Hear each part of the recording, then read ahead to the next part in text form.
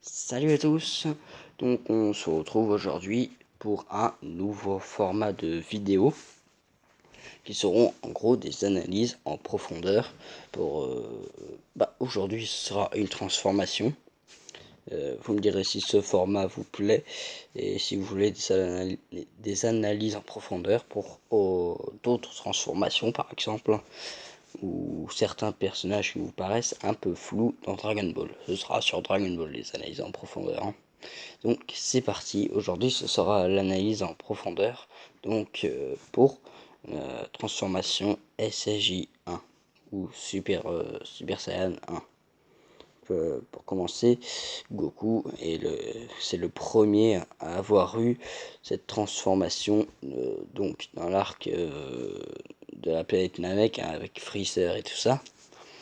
Donc quand Freezer a tué Krillin, Goku il est devenu fou de rage. Il est entré dans une telle colère que il a développé le SSJ1. On va dire SSJ1 parce que c'est plus court, hein. Donc à ce moment-là, Freezer forme finale à 100%, avait une puissance de 120 millions d'unités. Ça a été dit dans un guidebook, je crois. Et on nous a donné en même temps la puissance de Goku Super Saiyan à ce moment-là, qui était de 150 millions d'unités. Maintenant, on va observer donc ces capacités du SSJ1. Donc, tout d'abord, Akira Toriyama a dit récemment dans une interview que pour devenir SSJ1, il fallait des cellules S et une rage énorme. Enfin, tellement énorme que c'est même plutôt de la haine, hein. Mais pour avoir ces cellules S en quantité suffisante pour devenir SSJ1, il faut déjà faut avoir un cœur pur. Voilà. Donc voilà pourquoi Goku a pu réussir à le devenir, puisque Goku n'a aucune once de méchanceté en lui, hein. Évidemment, en forme de base, c'est le Goku bébête et tout ça qu'on adore.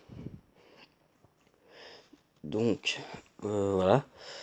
Et après pour Vegeta, lui, il était en période de changement. Donc peut-être qu'il avait déjà un cœur pur à ce moment-là, bien que je ne pense pas.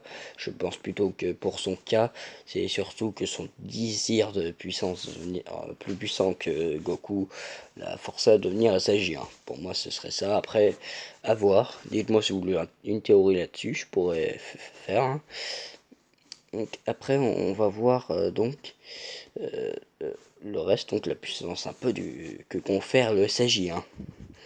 Donc, il a été dit dans encore dans un guidebook ou un jump, enfin quelque chose comme ça, que le SSJ1 multiplie la puissance de base par 50.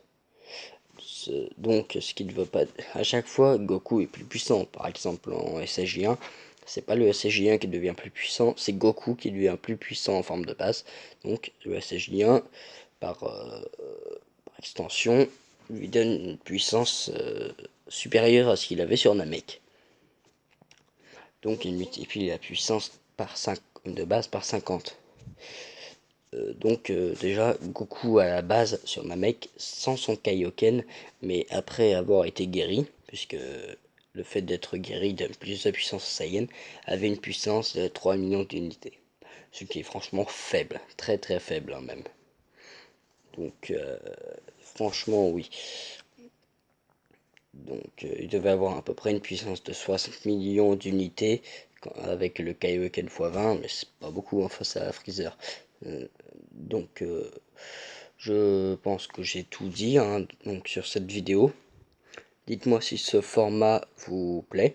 Dites-moi si vous voulez ça sur d'autres transformations comme le SSJ2, le SSJ3, le SSJ God, je sais pas. Dites-moi, après je chercherai moi, hein. Et puis nous, on se retrouve donc pour de prochaines vidéos. Salut!